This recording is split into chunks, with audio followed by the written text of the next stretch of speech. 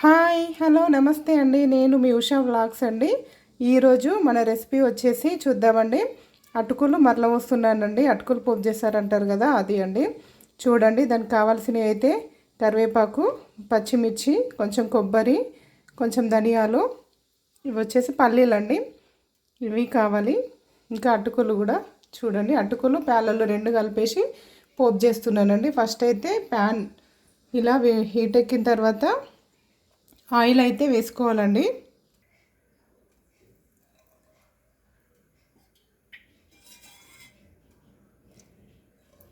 Oil కొంచెం ఎక్కువనే పడుతుందండి. అటుకులకైతే ఒక 3 స్పూన్స్ అయితే వేసుకున్నాను నేను. ఆయిల్ కొంచెం హీట్ అయిన తర్వాత పల్లీలు వేసుకోవాలండి.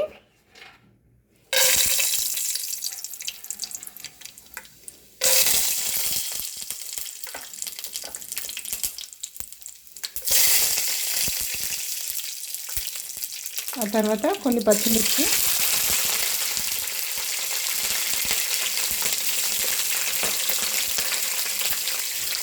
ఇవి కొంచెం చిటపటలాడిన తర్వాత కరివేపాకు కూడా వేసుకోవాలండి.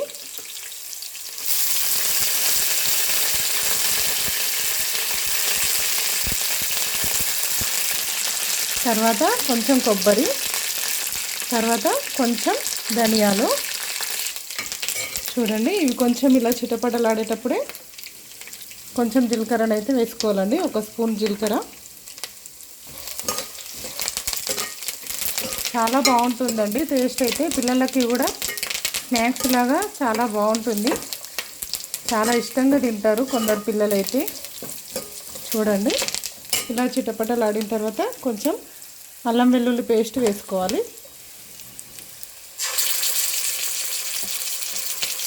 1 స్పూన్ సరిపోతుందండి అల్లం వెల్లుల్లి పేస్ట్. చాలా బాగుంటుందండి. పచ్చిమిర్చి కూడా తింటారు కొందరైతే. దీంట్లో వేసిన పచ్చిమిర్చి అయితే చాలా బాగుంటుంది. తర్వాత 1 స్పూన్ పసుపు వేసుకోవాలండి. కలర్ బాగా మంచిగా ఎల్లో కలర్ కనిపించాలంటే కొంచెం పసుపు ఎక్కువనే వేసుకోండి, బాగా అనిపిస్తుందండి. ఇలా కరకరలాడుతూ వచ్చింది చూడండి ఒకసారి.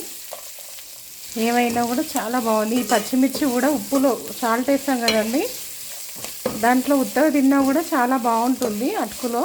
అటుకులలో మనం ఇట్లా పచ్చిమిర్చి తింటారండి. ఎండుమిర్చి తోటి కూడా వేస్తారండి, కాకపోతే ఎండుమిర్చి లేవని పచ్చిమిర్చితోటి ట్రై చేస్తున్నానండి. మొత్తం పచ్చిమిర్చితోనే వేస్తున్నాను. చూడండి, ఇలా కూడా చేసుకోవచ్చు. మీరు ఒకసారి అయితే ట్రై చేయండి. సాల్ట్ వేసుకోండి, 2 టేబుల్ స్పూన్స్. మీ రుచికి తగినంత సాల్ట్ అయితే వేసుకోండి. నేనైతే 2.5 వేసిందండి సాల్ట్.